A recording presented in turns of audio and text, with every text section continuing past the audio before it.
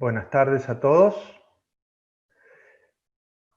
Soy Marcelo Silva, el jefe de patología del Hospital Universitario Austral y actual vicepresidente de ALE, junto con nuestro comoderador, el profesor Hugo Vargas, médico consultor de patología y gastroenterología y trasplante de la Clínica Mayo. Queremos agradecer al ASLD y a la ALE por facilitar esta actividad conjunta entre las dos asociaciones científicas. Sobre todo en estos momentos tan difíciles para el mundo y para la región, donde hay muchos países, muchas familias, muchas personas sufriendo a causa de esta enfermedad, la infección por el COVID, no solo por el impacto que produce en salud, sino por las consecuencias económicas que arrastrará.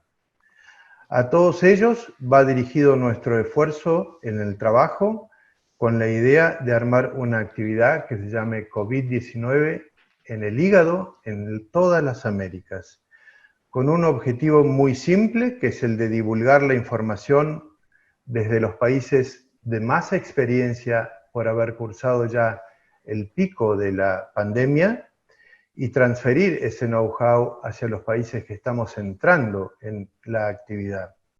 Y al mismo tiempo, para afirmar la importancia del trabajo en redes en la región, en lo que tiene que ver con la divulgación y multiplicación del conocimiento. Tenemos muchos invitados muy importantes, entre los conferencistas, el doctor Manuel Mendizábal, el doctor Marco Arrese, el doctor Andraus y la doctora García Tsao, todos conocidos por ustedes. Y el doctor Mendizábal, que es el que va a comenzar, es médico hepatólogo de la Unidad de Trasplante y de Patología del Hospital Universitario Austral y es coordinador del Comité de Investigadores Jóvenes de ALE. La charla de Manuel tiene que ver con lo que es el COVID en las Américas y la propuesta de ALE hacia generar una red de investigación en el tema. Desde ya, muchísimas gracias por su participación. Bueno, muchas gracias, Marcelo, por la presentación. Gracias a los organizadores por la invitación. Esperemos que este sea el primero de muchas actividades en conjunto entre ALE y ASLD. Bueno, mi charla de hoy será sobre el impacto hepático del COVID en Latinoamérica y presentaré el registro de ALE. Bueno, como todos saben, esta pandemia nos está afectando a toda Latinoamérica en diferente magnitud y en diferentes escenarios que estamos pudiendo sobrellevar. Bueno, el número de casos y muertes asociados en la región es significativo. Como pueden ver, la tasa de infectados es altísima y ya para esta altura las muertes habrán sobrepasado las 40.000.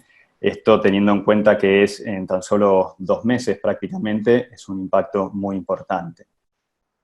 Ahora, ¿cuánto afecta el COVID-19 en el hígado? Bueno, entre tantos estudios yo he seleccionado este de la ciudad de Nueva York, donde tienen prácticamente 6.000 pacientes, pero fíjense que la inclusión de pacientes cirróticos ha sido muy baja y también la de pacientes que han recibido un trasplante de órgano sólido. Así todo, la afección hepática en la internación ha sido muy importante, prácticamente el 60% de los pacientes tuvieron alteración del hepatograma. Ahora, ¿cuáles son los daños colaterales de esta pandemia? Y esta es una comparación interanual interesante que hizo ADECRA, que es una cámara que nuclea sanatorios y clínicas en Argentina, más de 300, y fíjense cómo han disminuido las consultas totales en emergencia. La enfermedad cardiovascular también ha disminuido considerablemente, el síndrome coronario agudo, el ACV, y las intervenciones percutáneas totales también. Fíjense, las endoscopías digestivas han disminuido un 80%, es un procedimiento de mucho riesgo, y esto ha derivado en una disminución en la ocupación en la internación general en las áreas críticas. Lógicamente, esta caída de ACVs ha llevado también a una caída drástica en el número de donantes, y esta es una información que me acercaron el doctor Ruff y la doctora Dirchwolf de Rosario, Argentina, que han comparado entre marzo y mayo del año pasado con este año cómo ha disminuido la tasa de donantes cadavéricos. Lógicamente ha disminuido el trauma y el ACV en todo este tiempo. Como era de esperar, esto llevó a una disminución también en el número de trasplantados, y el trasplante hepático ha sido el órgano que más se ha visto afectado, al menos en este intervalo de tiempo. Desde Chile, los doctores Ursúa y Arapna han acercado esta información, en donde también podemos ver, en comparación con el año pasado, cómo la tasa de trasplantes ha disminuido significativamente en marzo. Llamativamente en abril se mantuvo estable, y ahora en mayo también la tasa de trasplante disminuyó significativamente. Ahora, ¿por qué es importante o por qué consideramos que es importante realizar un registro COVID-19 en la TAM? Y es importante comprender mejor el impacto de esta enfermedad en nuestra región, considerando que somos un continente muy amplio, con diferentes razas, diferentes etnias. No sabemos cómo esto nos va a impactar en las características únicas de nuestros pacientes y qué variables podrían estar asociadas con mal pronóstico. Esto también nos va a ayudar a conocer los diferentes esquemas terapéuticos que se utilizaron en la región. Ahora, para eso hemos diseñado un estudio que lo que se plantea como objetivo primario es estimar la prevalencia de las complicaciones hepáticas en pacientes hospitalizados por el virus SARS-CoV-2 y posteriormente intentar describir las características clínicas de estos pacientes y identificar los factores de riesgo asociados con mal pronóstico. Para ello hemos diseñado un estudio observacional donde los criterios de inclusión son pacientes adultos con diagnósticos de SARS-CoV que fueron hospitalizados, y la información será volcada en un cuestionario online, en un registro sencillo que volcará toda la información necesaria.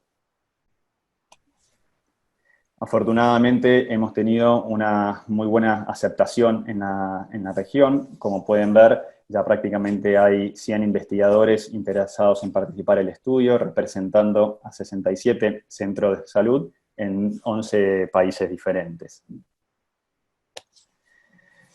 Hemos realizado los primeros análisis preliminares, recién se están sumando los equipos, están analizando el protocolo, esperando las aprobaciones en sus diferentes comités, pero pudimos sacar algunos datos. Fíjense en el gráfico de la izquierda, las hepatopatías todavía son en un porcentaje bajo, los síntomas son los más conocidos que conocemos en esta enfermedad, la fiebre y la tos. Y si nos vamos al porcentaje de alteración del hepatograma, prácticamente un tercio de los pacientes presentaban algún tipo de afección hepática al momento de la internación, y la mortalidad fue de prácticamente el 8% de los internados. Esperamos ir engrosando este número. Esta oportunidad es única. La pandemia, la verdad que es una situación extraordinaria, y esperemos estar a la altura para recolectar la información y poder divulgarla desde nuestra región. Muchas gracias. Buenas tardes, mi bienvenida de parte del EASLD, Hugo Vargas. Quería presentarles el próximo ponente, mi colega y amigo, el doctor Marco Arrese, jefe del Departamento de Gastroenterología en la Facultad de Medicina de la Universidad Católica de Chile. Él ha sido parte del esfuerzo que hemos hecho en EASLD para difundir información sobre COVID-19 en español, y nos ha ayudado en la traducción de un artículo que es el Consensus Document, que él va a presentar aquí y nos va a exponer los puntos más importantes de este documento. Marco, bienvenido. Muchas gracias por la presentación, Hugo. Parto por agradecer a los organizadores de esta actividad y manifestar mi alegría porque la ALE y la ASLD trabajen juntos en organizar un webinar de estas características.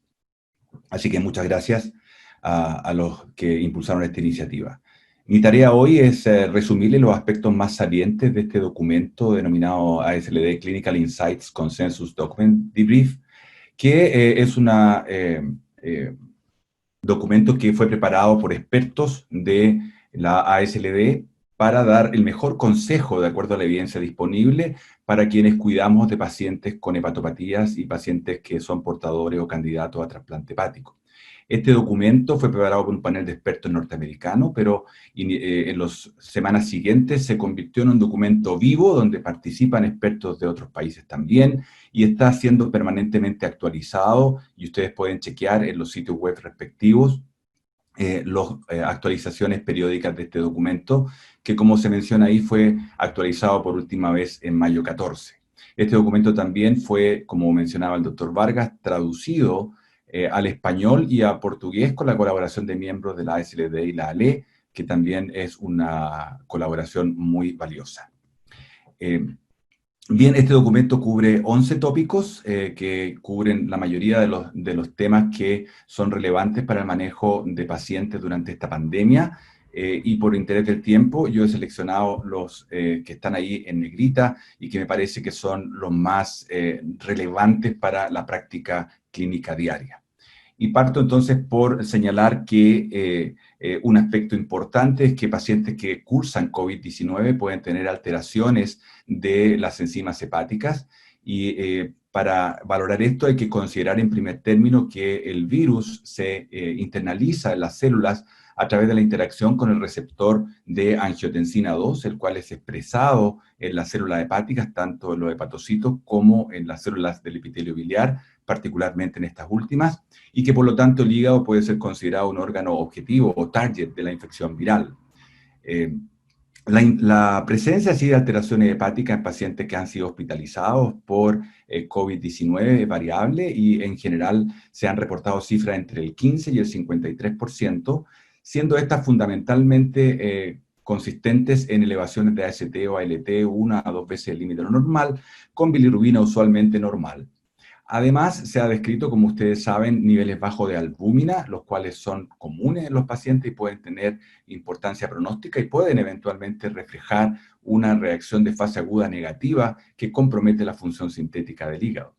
Las anormalidades hepáticas observadas en pacientes con COVID-19 son usualmente transitorias y leves. Sin embargo, su presencia puede ser un marcador de importancia pronóstica, puesto que se ha visto que aquellos pacientes que tienen alteración hepática pueden tener un curso más severo de la enfermedad. Desde el punto de vista de la evaluación de las alteraciones hepáticas en pacientes con COVID-19, el documento de consenso propone este algoritmo, en el cual se señala que hay que considerar otras etiologías no relacionadas a COVID-19 y también daño hepático inducido por medicamentos cuando uno evalúa a estos pacientes. También hay que considerar que pueden haber causas no hepáticas de elevación de las enzimas hepáticas, incluyendo miositis, daño cardíaco, isquemia de otros órganos y también como parte de la tormenta de citoquinas que se observa durante el COVID-19. Es importante señalar que cuando uno evalúa a estos pacientes para minimizar la transmisión nosocomial de la infección, hay que evitar el transporte innecesario de los pacientes a unidades de imagenología. Por lo tanto, la decisión de tomar imágenes, por ejemplo, resonancias magnéticas en estos pacientes, debe estar guiada por una fuerte sospecha, por ejemplo, de obstrucción de la vía biliar.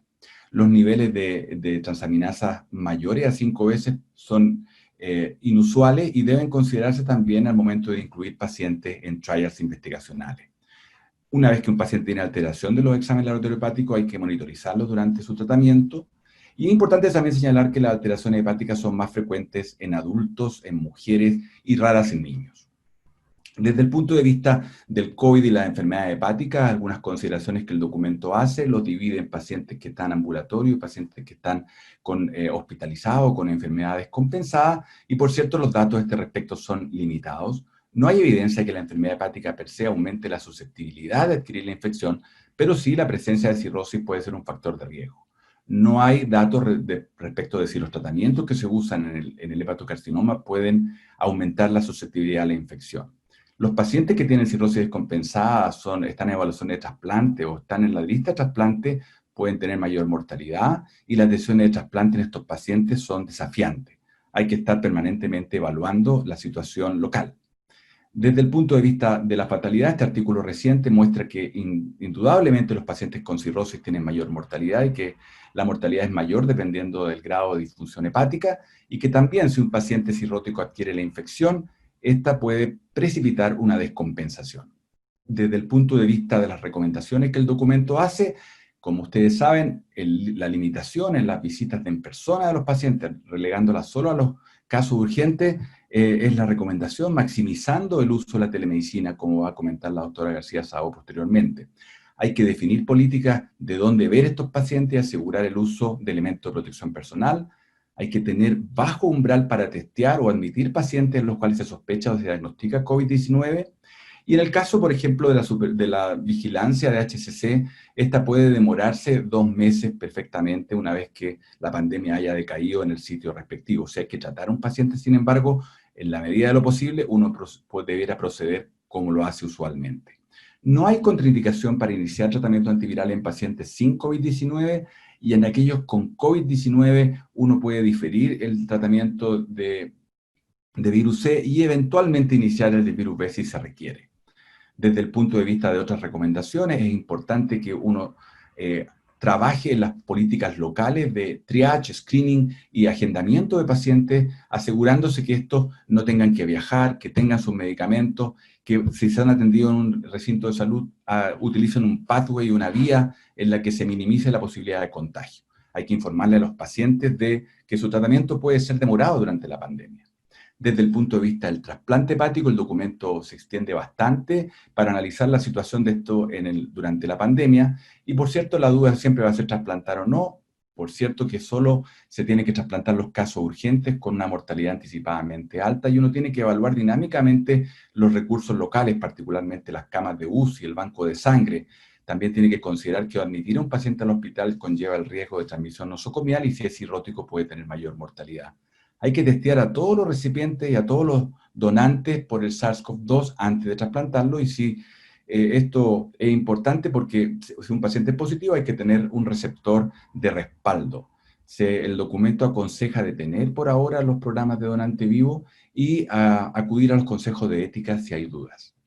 Desde el punto de vista de la inmunosupresión, el documento discute también este tema en profundidad y señala que en aquellos pacientes sin COVID-19 no hay que hacer cambio en la terapia inmunosupresora, tanto de pacientes con hepatitis autoinmune o con trasplante, y que en esta población de pacientes hay que considerar seriamente el iniciar terapia inmunosupresora más agresiva, solo restringiendo las situaciones donde hay indicación fuerte, por ejemplo, un flare de hepatitis autoinmune o un rechazo en el caso del trasplante. En los pacientes con COVID-19 uno podría minimizar la inmunosupresión, porque esto puede determinar una menor mortalidad, sobre todo cuando se usan dosis altas de prednisona o cuando hay empleo de antimetabolitos como acetioprina o micofenolato. Desde el punto de vista de cuándo reentrar y retornar al estado prepandémico, esto dependerá de la situación local, debe ser hecho gradualmente y de acuerdo a las reglas que las sociedades, las guías que sean pertinentes.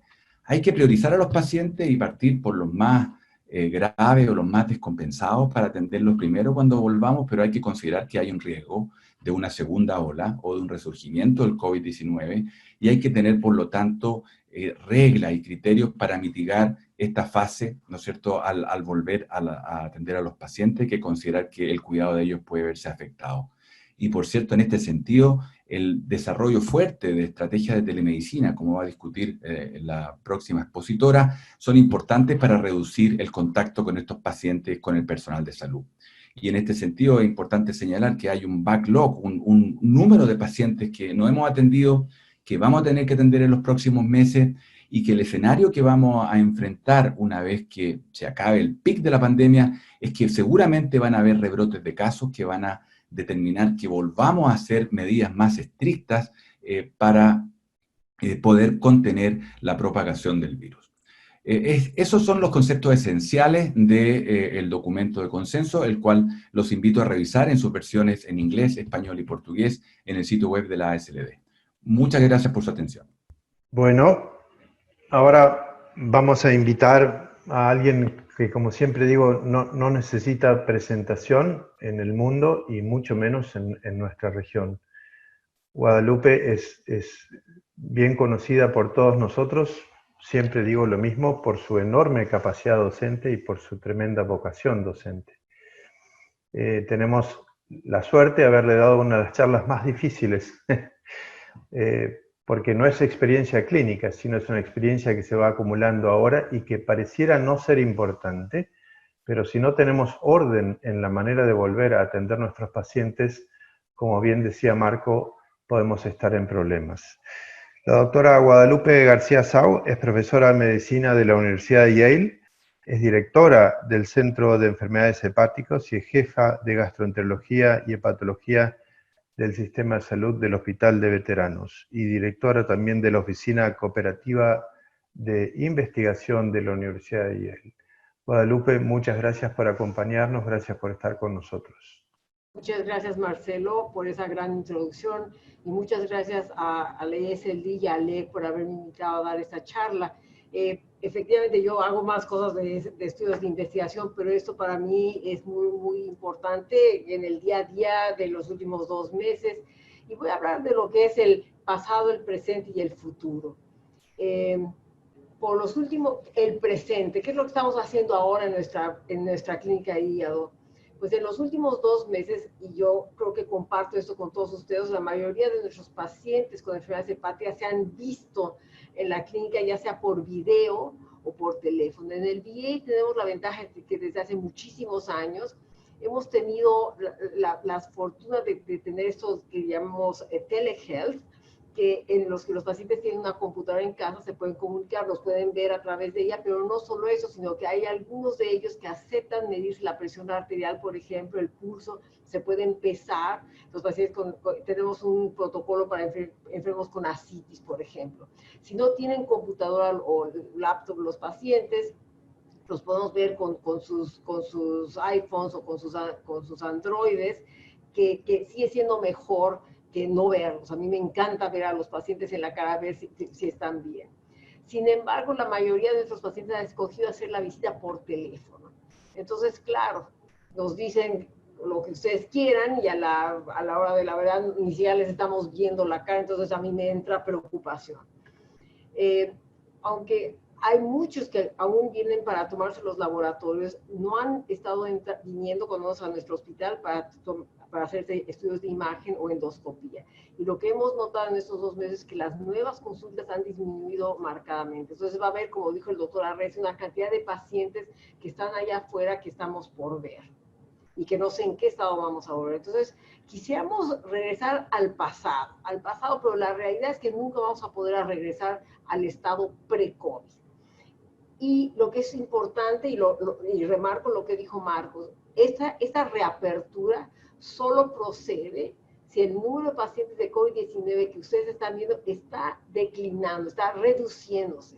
Porque si está aumentando, no tiene ningún objeto en esos momentos reabrir la clínica. Entonces, las estrategias de las que voy a hablar es asumiendo, como en nuestro caso, que los casos van disminuyendo. Y lo que tenemos que hacer es implementar muy cuidadosamente una reapertura segura, que sea una cosa paso a paso, empezar por prioridad. Los elementos clave de esta estrategia son priorización de los pacientes, priorización de los estudios auxiliares, la seguridad tanto del paciente como el nuestro y de todo nuestro staff, y el manejo de la capacitancia que tiene la clínica. Entonces vamos a empezar con la priorización del paciente. La prioridad número 1, obviamente, ese es el paciente que queremos ver cara a cara, face to face, o cuando menos tener los laboratorios y la imagen, pero esto tiene que ser ya, tiene que ser en cuanto decidimos que se reabre la clínica. La prioridad 2 son pacientes que se pueden esperar 2 o 3 meses antes de verlos en persona. La prioridad 3 son pacientes que se pueden esperar 3 a 6 meses. Y la prioridad 4, en realidad, esos son pacientes que quizás tendríamos que ver una vez al año, una cosa así, pero que en este momento, cuando se reabra la clínica, nos podemos esperar 6 a 9 meses. En el VA, el Central Office, la oficina de Access to Care de la oficina de veteranos, nos ha mandado una tabla con la priorización de los pacientes. Yo la hemos modificado aquí entre todos nosotros porque uno lo tiene que ajustar a las necesidades de uno. Entonces lo he hecho por enfermedad. Entonces, por ejemplo, la enfermedad hepática aguda, un paciente con hepatitis aguda, que o no está en el hospital o ha sido recientemente dado de alta, si esta lesión aguda se asoció con disfunción hepática, lo queremos ver, pero de ya. Si no se asoció con disfunción hepática, tenemos que tener los laboratorios en 2 o 3 meses Si las anormalidades son mínimas, nos podemos esperar 3 a 6 meses. Y si se han resuelto totalmente, ni siquiera lo tenemos que ver al paciente. El paciente que está en tratamiento antiviral, si está activo, tenemos que tener con nuevos laboratorios, pero ahora mismo el cirrótico compensado es una prioridad 2, el no cirrótico, pero que tiene enzimas anormales, prioridad 3, y el no cirrótico con enzimas normales, pero que quiere tratamiento, es prioridad 4. Los NAFLD y NASH que nos han estado viniendo, nuestra prioridad ha sido ver si tienen cirrosis. O sea que si ustedes al revisar el expediente del paciente ven que este paciente tiene evidencia clínica de cirrosis, pero que ya está como al borde de la descompensación descompensado, lo tiene uno que ver ya. Si hay evidencia de cirrosis, es decir, hay plaquetas bajas, pero la función hepática es normal, es prioridad 2. Si tiene apenas enzimas anormales, pero no tiene ninguna evidencia de cirrosis, nos podemos esperar más. Por otro lado, el paciente que tiene enzimas normales, que tiene función hepática normal, plaquetas normales, pero solo tiene esteatasa en imagen, estos pacientes nos vamos a esperar, es prioridad 4. En cuanto a cirrosis, que es lo que más vemos, los pacientes descompensados que están recibiendo medicación y que requiere ajuste o que requieren una paracenteritis de alto volumen, los tenemos que ver, es prioridad número 1. E incluso los pacientes compensados que vienen con una lesión aguda sobre crónica, como sería tener hepatitis alcohólica. Prioridad 2 serían pacientes descompensados, pero que están estables en sus medicinas, pero los queremos ver. Los pacientes prioridad 3 son pacientes que son compensados, pero que tienen aún daño hepático, están bebiendo, no han bajado de peso, etc. Y prioridad 4 son aquellos que están estables, que ya se deshicieron del virus, no están bebiendo, han perdido peso. El carcinoma hepatocelular, los pacientes dependerá de estos que son pacientes que si no han sido tratados, los necesitamos ver inmediatamente. Si ya se les hizo una terapia locorregional 6 a 12 meses atrás y no hay tumor viable, no es prioridad, es prioridad 2. Si lleva más tiempo todavía sin recurrencia del tumor, es una menor prioridad, así sucesivamente. Si el paciente está en evaluación de trasplante, dependerá de la gravedad de la enfermedad hepática, y así MEL más de 24 es prioridad número 1, MEL de menos de 12 es prioridad 4. Ahora, nosotros como hepatólogos dependemos muchísimo de los estudios auxiliares. El ultrasonido para hacer el tamizaje de carcinoma hepatocelular, la imagen para el follow-up de pacientes que ya sabemos que tienen carcinoma hepatocelular, el estadiaje de los pacientes con enfermedad crónica y la endoscopia en pacientes en los que hemos diagnosticado cirrosis. Consideramos que Marco dijo que ahora en las guías del AASLD se dice que tenemos 2 meses más de los 6 meses requeridos para poder hacer, es permisible. Y hemos encontrado que hay pacientes que tienen más de 12 meses atrás que han tenido su último ultrasonido. De manera que son prioridad 1, mientras que los que están a tiempo son prioridad 4. También la imagen depende de cuándo ha sido la última terapia locorregional y cuánto tiempo ha estado el paciente libre de tumor. En cuanto al estadiaje y la endoscopia por raíz, voy a hablar un poco más. Pero vamos a hablar del screening para carcinoma hepatocelular y lo que hicimos en nuestra clínica. Aquí radiología cerró desde marzo y empezaron a decir, no, vamos a abrir en mayo, no, va a ser en junio, ahora vamos en julio. Entonces a mí me entró ansiedad y entonces el 1 de mayo obtuvimos una lista de algo que se llama el Cirrhosis Dashboard, que el VA nos mira las medidas de calidad, viendo cuántos cirróticos han recibido su ultrasonido, etc. Entonces de esa lista encontramos 3 grupos: los pacientes que llevan más de 8 meses tarde con su ultrasonido, pacientes que están tarde por 6 a 8 meses y los pacientes que están a tiempo. Esos están bien. Estos son los que me preocupan inmensamente, los del grupo 1. Entonces hicimos un cálculo del riesgo de desarrollar carcinoma hepatocelular y los clasificamos en los que tenían un riesgo bajo y los que tenían un riesgo más alto. Y vean ustedes que estos eran nuestro foco principal. Estos 69 pacientes, 35 ya tenían citas en julio, 34 no tenían o eran más allá de julio, y estos fuimos a radiología con esta lista para que les hicieran la cita en mayo y en junio antes de que se reabriera radiología, y como fuimos junto con el director, aceptaron esto y hemos hecho ya 21 de estos 34 pacientes. Estos son entonces prioridad 1, nos vamos a seguir con los que están tardes, aunque son de bajo riesgo. luego prioridad 3 y luego prioridad 4. Entonces, esto tienen ustedes que ser creativos y ver cómo van a hacer para evitar que mañana encontremos pacientes que ya tienen un cáncer intratable. Ahora, en cuanto al estadiaje de la enfermedad crónica, es muy útil, y yo creo que a todos los niveles, pues, ya sea que el paciente tiene evidencia de cirrosis o no la tenga, obtener un FibroScan. Y un FibroScan en realidad es un procedimiento que se puede hacer en la clínica, que lo hacemos en la clínica, que no requiere precauciones particulares. En cambio, la endoscopía es un procedimiento que es de alto riesgo porque se asocia a aerosoles. Entonces, ¿qué hacemos para evitar la endoscopía? Y yo creo que es importante notar que en la cirrosis compensada, el objetivo es prevenir descompensación, ascitis sobre todo, no tanto la hemorragia por varices. Y hemos visto que los betabloqueadores no selectivos previenen hemorragia variceal, pero en este estudio de Villanueva no solo previnieron hemorragia por varices, sino también descompensación clínica, ascitis, hemorragia y encefalopatía. Y estos eran pacientes que tenían hipertensión portal clínicamente significativa. De manera que ahora la indicación es decir, todos los que tienen hipertensión portal clínicamente significativa son los que son candidatos a betabloqueadores no selectivos.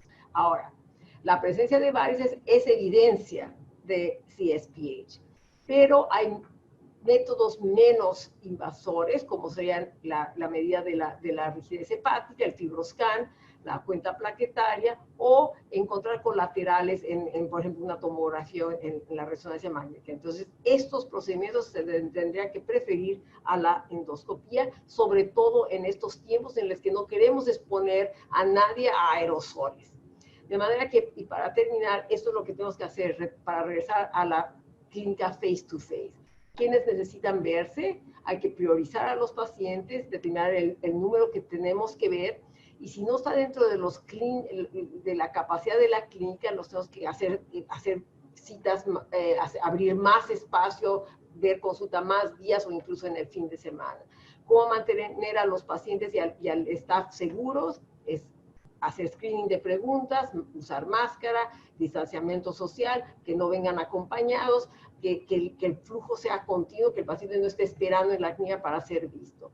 ¿Y qué necesitamos que nos diga nuestro lugar de trabajo? Nos tiene que decir cuántos pacientes podemos ver en esta clínica en particular. Nosotros compartimos clínica con otras especialidades, de manera que ustedes tienen que investigar esto. Y, como ya les decía, la endoscopía no es necesaria en todos y nos deberíamos preferir por este momento las medidas no invasivas. ¿Cuál es el futuro? Yo creo que nunca vamos a volver totalmente al pasado. Es posible que el 20 al 30%, si no es que más de nuestros pacientes, continuarán siendo por telegel, de manera que tengamos unas clínicas que sean híbridas, con pacientes que vemos cara a cara y otros que veremos por el teléfono o por video. Muchas gracias por su... Muchísimas gracias, Lupita. Como siempre, una excelente ponencia. Ahora es el placer mío introducir al profesor Wellington Andraus, que es profesor de la unidad de trasplante digestivo en la Facultad de la Escuela de Medicina de São Paulo, en São Paulo, Brasil. Él nos va a presentar un caso muy especial que nos va a ayudar a enfocar el manejo del paciente con COVID-19 en nuestro ámbito de patología. Bienvenido a Wellington. Muchísimas gracias por la introducción y gracias a Ale, a SLD por la invitación. Es un placer presentar aquí a nuestra Universidad de São Paulo en este webinar. Entonces, nosotros vamos a presentar un caso de trasplante de hígado que infectóse con COVID. Este es nuestro hospital, es un complejo de edificios. Lo principal es lo Instituto Central, donde nosotros estamos de trasplante de hígado.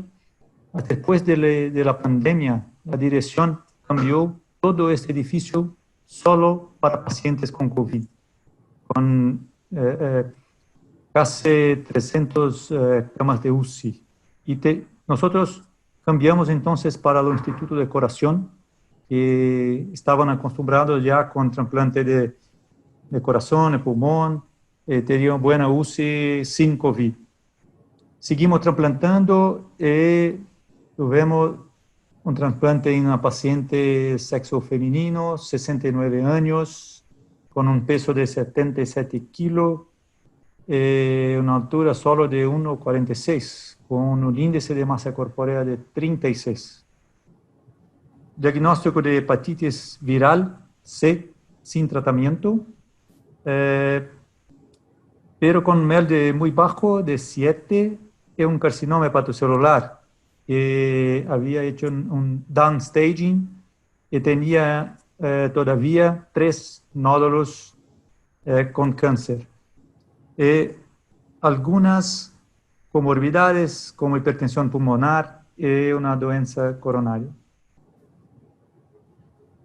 La paciente recibió un hígado de una donante de sexo femenino de 45 años, con un peso de 70 kilos, un índice de masa corporal de 25, con diagnóstico de muerte por accidente vascular cerebral, solo 3 días de UCI, con drogas vasoactivas en dosis moderada. Los exámenes laboratoriales eran buenos, con transaminases bajas. Tenía solamente una citosis y un aumento de creatinina, entonces un donante relativamente bueno.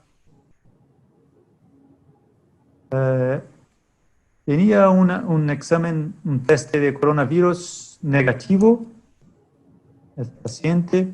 Seguimos con el trasplante. La cirugía fue una cirugía muy rápida, con menos de 5 horas. Una isquemia total de 9 horas y 45 minutos, aceptable.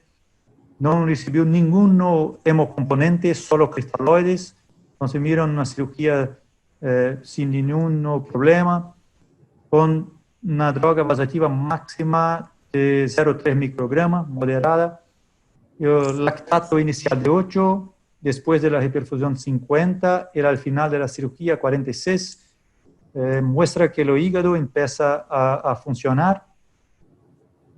La paciente lo explante un hígado con múltiples nódulos de carcinoma hepatocelular. Y pasa la UCI entonces ya mejor, con una noradrenalina más baja, y evoluciona bien al primer día de postoperatorio, extubada, con disminución gradativa de drogas vasoactivas. Pero empieza con insuficiencia renal, que necesita hemodiálisis. Y también desarrolla una fibrilación auricular, pero con buena respuesta a viudarona. Entonces queda así un poco más en la UCI. Era el 7º día de postoperatorio, está estable, recibe alta de la UCI, trasladada a la sala de internados, está bien. Acá podemos mirar la evolución de laboratorial con las transaminases que pasan, las bilirrubina también, lo INR que queda así estable, tiene solo una elevación de enzimas canaliculares y muestra una buena función del hígado trasplantado. En el 8º día de postoperatorio, la paciente queda así confusa, agitada, con taquipnea y desatura en aire ambiente, requiere oxígeno por mascarilla, empieza con diarrea, leucocitosis y aumento de la proteína C reactiva. He empezado también antibiótico, meropenem. Entonces, hacíamos una tomografía de tórax. La tomografía de tórax muestra múltiples opacidades pulmonares en vidrio fosco, como característica de paciente con COVID-19. La opacidad bilateral acomete cerca de 50% de todo el pulmón. Acá podemos mirar la tomografía. Entonces tenemos un pequeño derrame pleural, los pulmones con las opacidades bilaterales, con gran acometimiento de todo el pulmón. Y miramos una paciente obesa.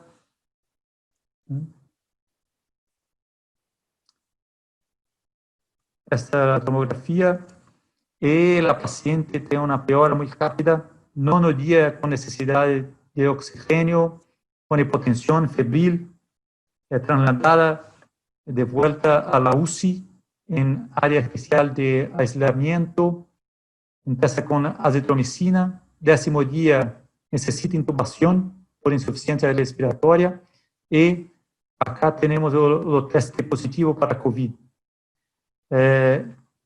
Aumentan las drogas vasoactivas al 11º día de postoperatorio. La paciente peora mucho con acidosis metabólica, anuria, inestabilidad hemodinámica y bradicardia.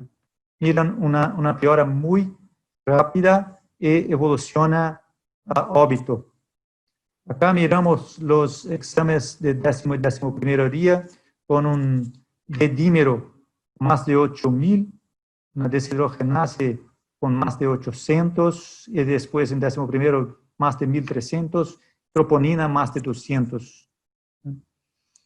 En resumen, tenemos una paciente ya con 69 años, con comorbilidades para trasplante y también para COVID, con hipertensión pulmonar y obesidad.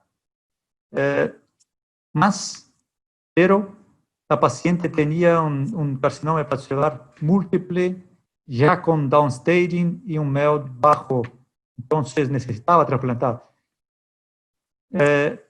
Sometióse a un trasplante sin incidentes, bueno, rápido, sin sangrado, con una evolución en los primeros días muy buena, con extubación precoce, hasta los 7º día. Al 8º día empieza con síntomas respiratorios, taquipnea, requiriendo oxígeno, fiebre, hipotensión, y tiene una evolución muy rápida, mala, hasta el óbito. Nosotros tenemos todavía dudas y nuestras preguntas. ¿Podría el paciente haberse infectado desde su casa? Sí, es poco probable porque hicimos una tomografía de tórax cuando hospitalizada, que era normal. ¿Podría el donante haber remitido incluso con PCR negativo? Sí, porque la sensibilidad no es 100%. Otra posibilidad de remisión, claro, el propio personal del hospital, como los propios médicos, enfermeros, también otros pacientes no sintomáticos o visitas familiares, todos son opciones.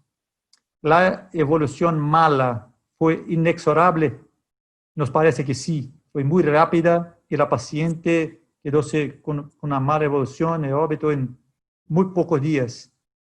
¿Qué medida o qué podemos hacer para evitar un próximo caso? Acá tenemos una discusión, mas nosotros no se puede más visitas familiares, testamos nuestro personal del hospital, estamos con una atención mucho mejor para los donantes, no solo con los test, mas también con imagen. Entonces, era este caso, gracias por toda la atención y pasamos entonces a la discusión. Gracias. Aquí estoy, muy bien. Vamos a ver. Bueno, ahora bienvenidos a la sesión de Question and Answer. Déjeme ver si puedo pasar la pantalla a la siguiente diapositiva. Bueno, quisiéramos primero que todo agradecerle a la audiencia por las preguntas que ya hemos recibido. Queríamos, antes de terminar, ahora que tenemos al doctor Andraus presente, una de las preguntas que vino de la audiencia, había curiosidad sobre la posibilidad de que el donante pudiera ser la manera de transmisión del COVID-19 en este paciente. ¿Qué medidas recomienda usted como cirujano hepático para prevenir la transmisión en una situación en la que está evolucionando el escrutinamiento de los donantes? Es una pregunta difícil.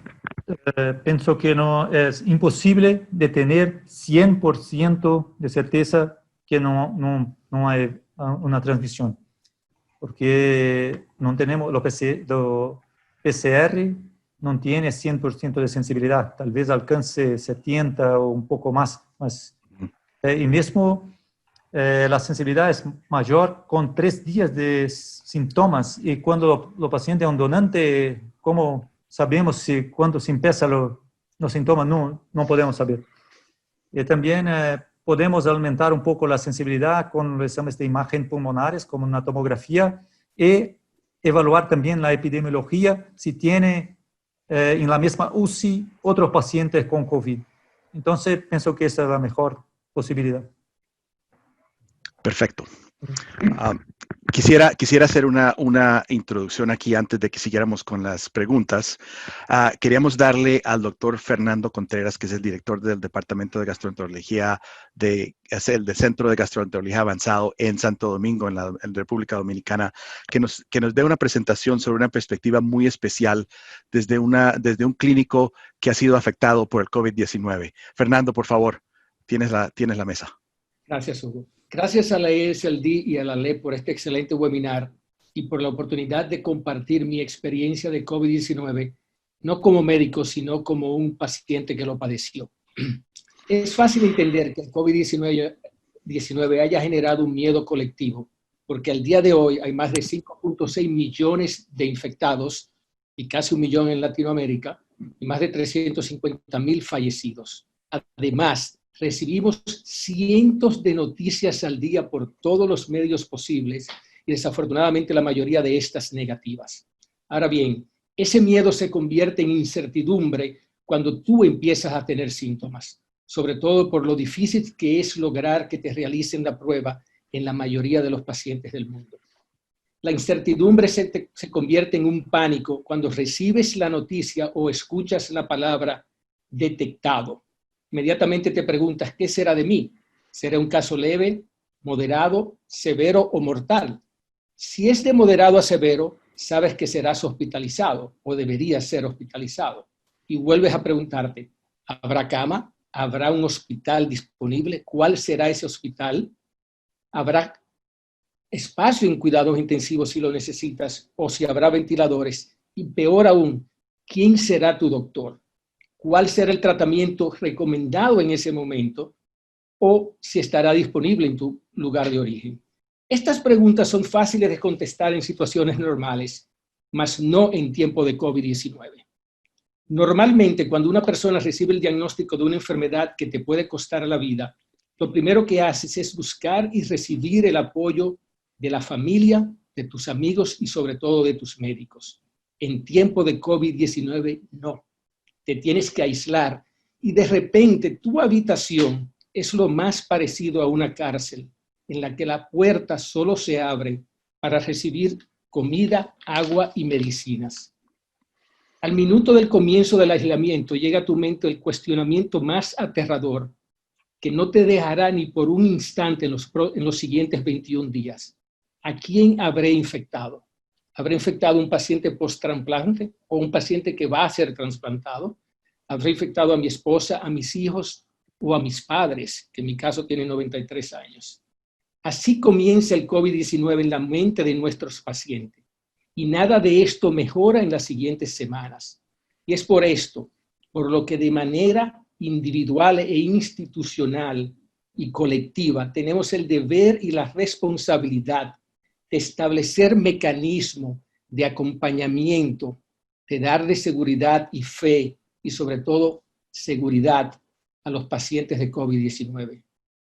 Además, hoy sabemos que hay secuelas a largo plazo y esta va a depender de la severidad del cuadro inicial y de los órganos afectados, ya que el COVID-19 no es un virus respiratorio, sino sistémico.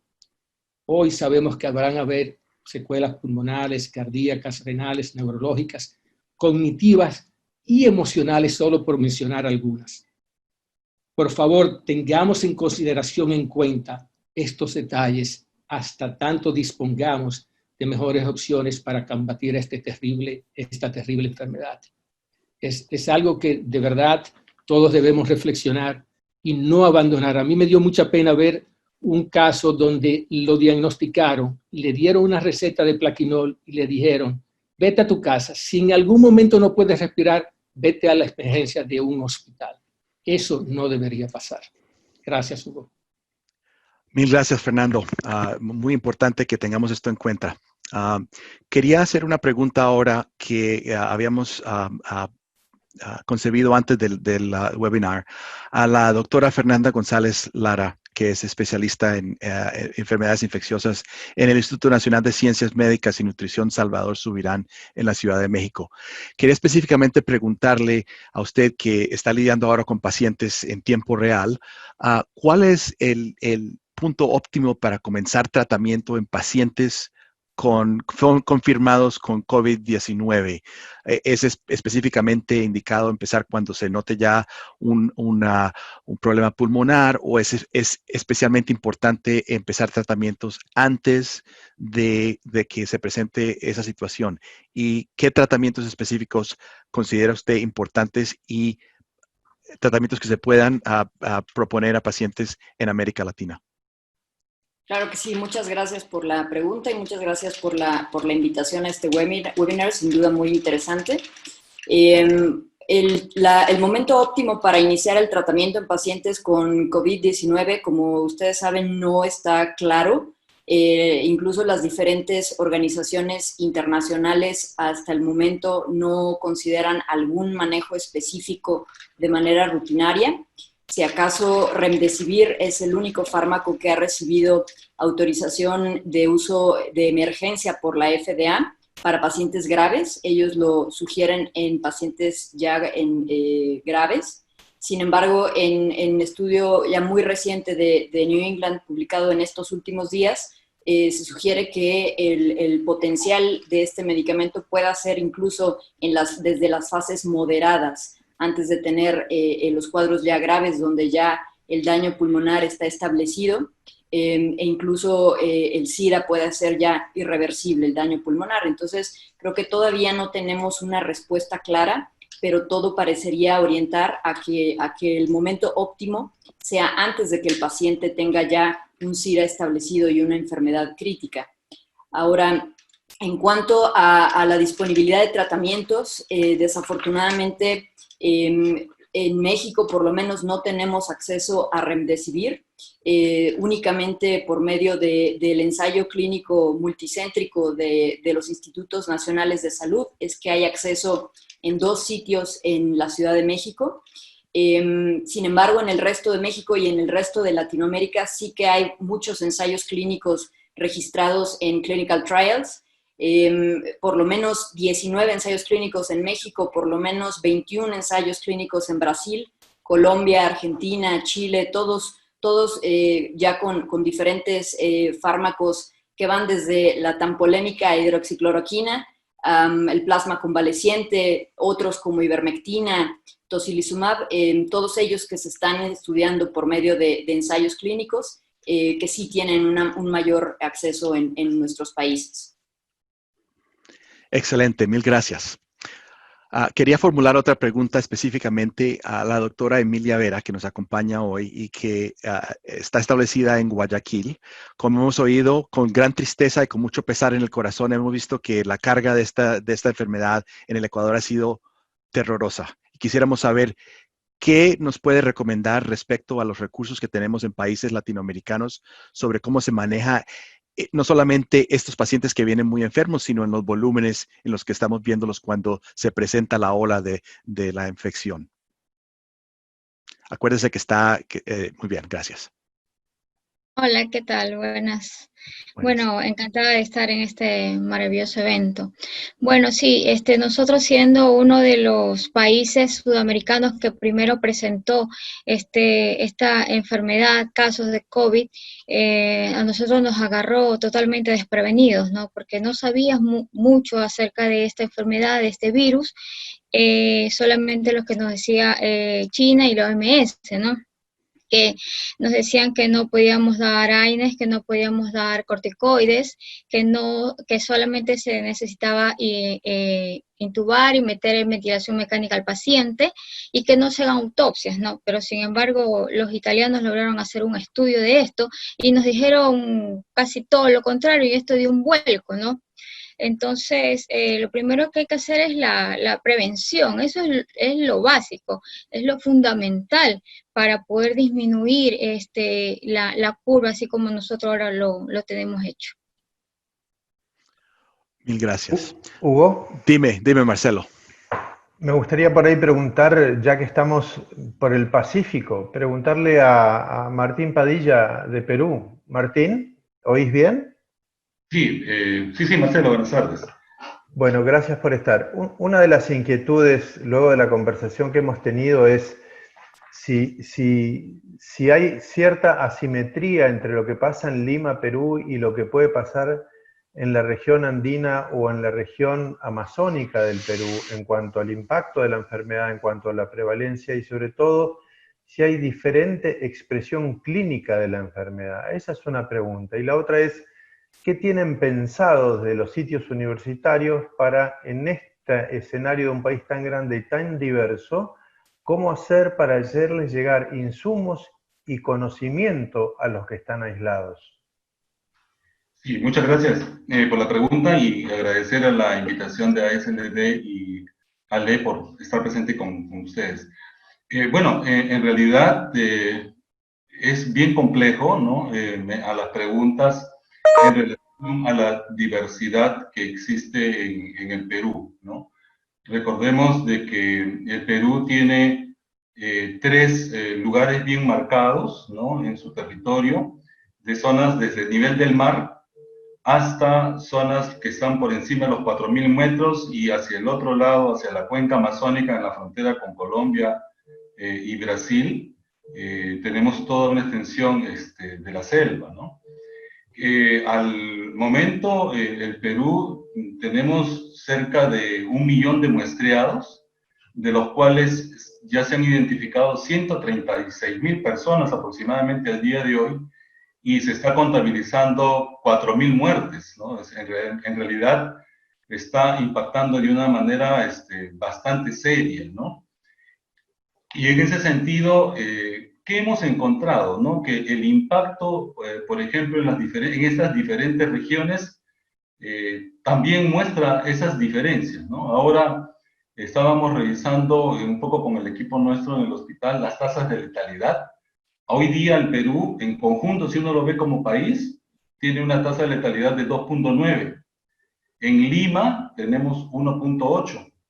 Sin embargo, en la capital de la región amazónica, que se llama Loreto, tenemos una tasa de letalidad de 7.5. O sea, prácticamente 3 veces lo que ocurre en el Perú y casi 4 veces de lo que ocurre en Lima, ¿no? Y eso un poco refleja el resultado de la disparidad que existe en mi país con respecto al sistema de salud. ¿Por qué? Porque, y me imagino que también debe ser muy similar, yo diría, entre los países de nuestra región, encontrar disparidades con respecto a la atención, ¿no? De la parte pública, la parte privada y el soporte. Quería ampliar un poquito en relación a que antes de que empecemos la pandemia, cuando se detectó el primer caso, el Perú tenía en conjunto solamente 350 camas de cuidados intensivos. Y lo que se estimaba era más o menos lo que estamos viendo con un soporte de cuidados intensivos que en 2 meses iba a ser cerca de 1.000 pacientes.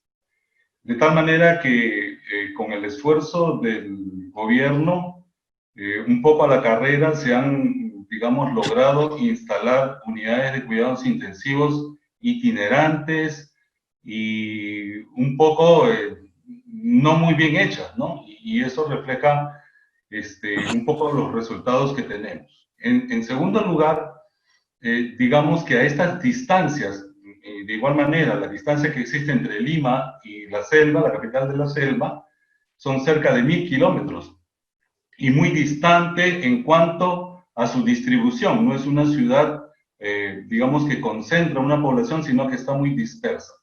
Y ahí sí, efectivamente, la telemedicina, un poco lo que comentaba la doctora Guadalupe García, nos parece que iba a ser muy importante. En Perú todavía la telemedicina está en sus inicios, ¿no? Recién a fines de abril, inicios de mayo, se ha dado un decreto ley del gobierno del Perú por el cual está dándole un impulso muy tremendo a la telemedicina, pero todavía está en sus inicios. Yo creo que en ese sentido, estrategias establecidas en otros lugares de alcance mundial, por ejemplo, la experiencia que se tiene con ECO, yo creo que nos podría ayudar mucho en la parte, llamemos así, de soporte de aprendizaje y transferencia tecnológica. Mil gracias, Martín. Mira, quisiera ahora dar un giro y discutir la situación que nuestros colegas en Norteamérica vieron. Tenemos la oportunidad de tener a Marcos Pereira y a la doctora Elizabeth Verna aquí con nosotros. Y ellos vivieron lo que vivió Nueva York en las últimas semanas. Y quisiera ver si podíamos preguntarles a ellos dos si nos pueden dar sus perspectivas en lo siguiente. Primero que todo, hemos tenido varias preguntas de acuerdo a cómo se hace una prioridad entre pacientes que vienen infectados con COVID-19 cuando no hay capacidad para atender a pacientes que tengan otras necesidades médicas que no son infecciosas. Esa sería la primera pregunta. Y para la doctora Verna, y esto lo voy a preguntar también en inglés para que ella me pueda entender bien, es cómo se hace una selección de pacientes que se puedan trasplantar o pacientes que deban esperar. Y ha habido específicamente preguntas sobre la convalescencia después del COVID-19 y cuándo se puede llegar a hacer un trasplante. So for Elizabeth, one of the questions that we wanted to ask you with your experience in New York is how does one prioritize patients who are listed for transplantation and who wish to be transplanted in times of COVID? And second, in those patients who are lucky enough to survive their exposure to COVID-19, is there any sense of when these patients are now able to receive a liver transplantation in their convalescent period? And see if you have any insights regarding that. And Marcos is welcome to also answer those questions. Okay. Well, thank you so much for having me, and I apologize that I don't think my Spanish is strong enough to say my whole answer in Spanish. I think these are incredibly important and challenging questions to answer. I think at the height of the pandemic here in New York, we were basically calling in for transplant patients that we felt had potentially the highest waitlist mortality.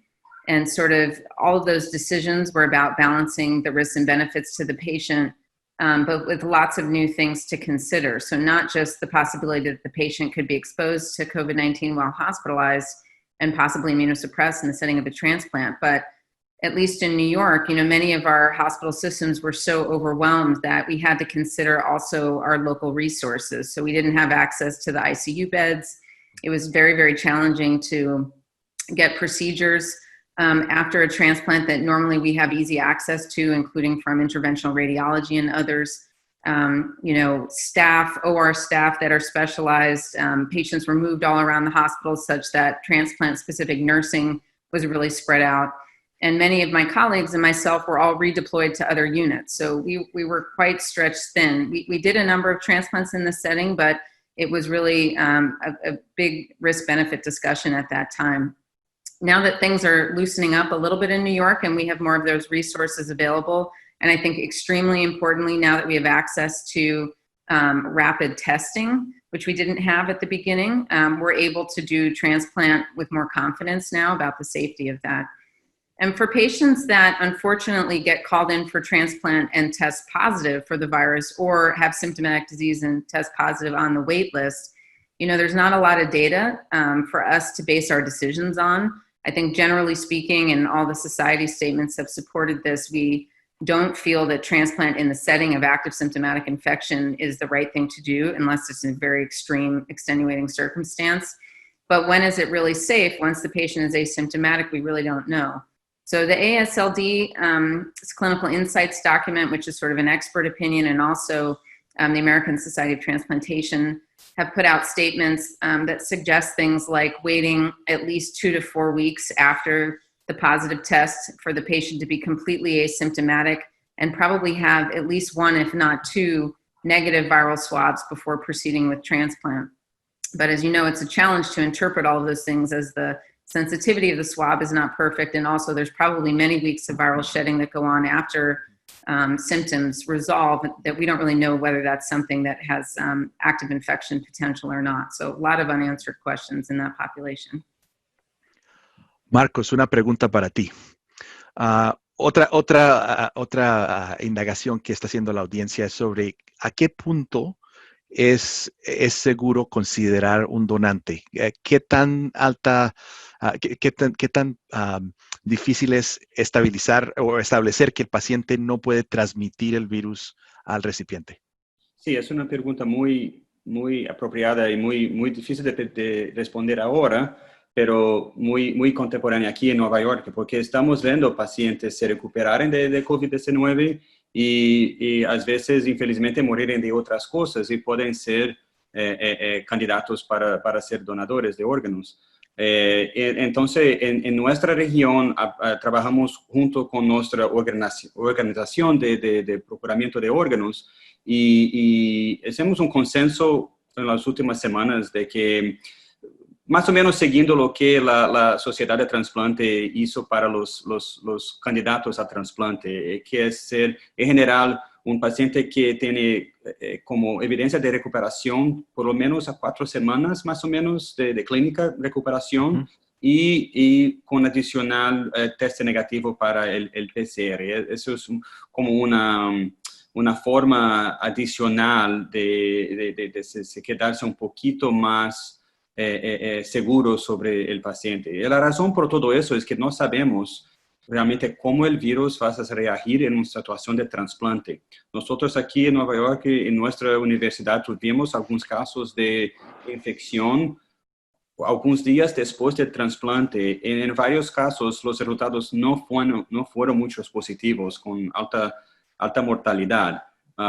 En otros casos tuvimos, particularmente en los casos pediátricos, no fue tan grave así, pero sí estamos preocupados con la transmisión del virus, sabiendo que, por ejemplo, puede infectar las células hepáticas y otras partes abdominal.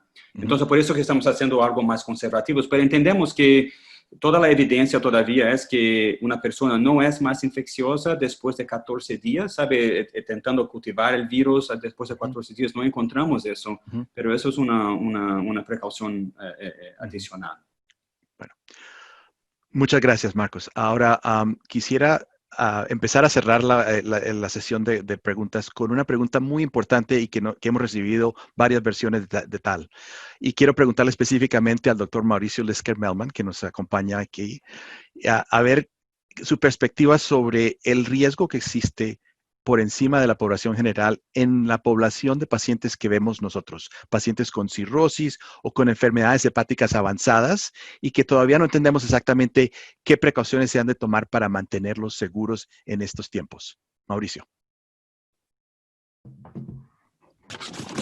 Gracias, Hugo, por la pregunta. Quisiera aquí ser puntual y decir que no hay a la fecha ninguna evidencia que pacientes con hepatitis B o hepatitis C crónica tengan un riesgo mayor de adquirir COVID-19 o desarrollar COVID-19 grave. Quisiera también mencionar, porque es importante y nos los preguntan cotidianamente, no hay ninguna acción preventiva que tomar fuera de las que todos ya conocemos. Para aquellos pacientes que tienen hepatitis B o hepatitis C crónica, obviamente hay que tratar de mantener las medidas de aislamiento y una vida saludable al máximo. Y en los pacientes que están con tratamientos antivirales, tanto en hepatitis B como en hepatitis C, creo que es muy importante seguir estos tratamientos. En algunas ocasiones se nos presenta la necesidad de tomar la decisión de iniciar un tratamiento antiviral en esta etapa y lo hemos hecho absolutamente sin ningún riesgo, tanto para hepatitis B como hepatitis C. Quizá el único caso en donde debemos hacer una excepción, y lo dijo muy claramente Marco en su charla, es en aquellos pacientes que tienen una hepatitis crónica que ha progresado a la cirrosis hepática. Hay claras evidencias que la mortalidad y la gravedad de la enfermedad está claramente asociada a la clasificación de Child. En la medida que el paciente tiene un Child más alto, tendrá una enfermedad más grave, pero no creo que esto necesariamente sea relacionado a hepatitis B o hepatitis C, sino en general está asociado a la cirrosis hepática. De manera tal que en todo paciente que tiene hepatitis B y hepatitis C crónica, que tienen un aumento en las aminotransferasas, habrá que pensar que tienen la hepatitis no específica que puede producir SARS-CoV-2. Y fuera de esto, habrá que ser muy inteligente en el seguimiento de estos pacientes. No hacer cosas de más y tampoco hacer cosas de menos, sino mantener la calma en el seguimiento de estos. Gracias, Hugo. Mil gracias, Mauricio. Mira, ahora quisiera, ya estamos llegando al final de nuestro tiempo, quisiera hacerle la última pregunta al doctor Manny Mendizábal, y siguiendo lo que Mauricio nos acababa de decir, ¿qué evidencia tenemos de la encuesta que estés haciendo en Latinoamérica de la morbilidad y mortalidad de pacientes con enfermedades hepáticas comparadas con el resto de la población? ¿Se ha visto algo todavía? ¿En realidad sí tienen una morbilidad y mortalidad más alta en nuestros ámbitos? Bueno, muchas gracias, Hugo, por la pregunta. La verdad que por el momento hemos tenido resultados muy preliminares. La tasa de pacientes con enfermedades hepáticas es aproximadamente del 6-7%. De todas maneras, los 2 o 3 pacientes cirróticos que se hospitalizaron fallecieron todos, ¿no? Esto no es como para sacar conclusiones fuertes ni dramáticas. Es todavía un resultado muy preliminar. Uno de esos pacientes lo hemos tenido en nuestro hospital. Ahora tampoco es para dar una regla general de que todos los pacientes cirróticos le va a ir muy mal, ni mucho menos, pero bueno, iremos viendo con el tiempo. Incentivo al resto de los médicos que nos están escuchando a sumarse a este proyecto, así podemos tener una información un poco más concluyente. Perfecto. Bueno, mil gracias.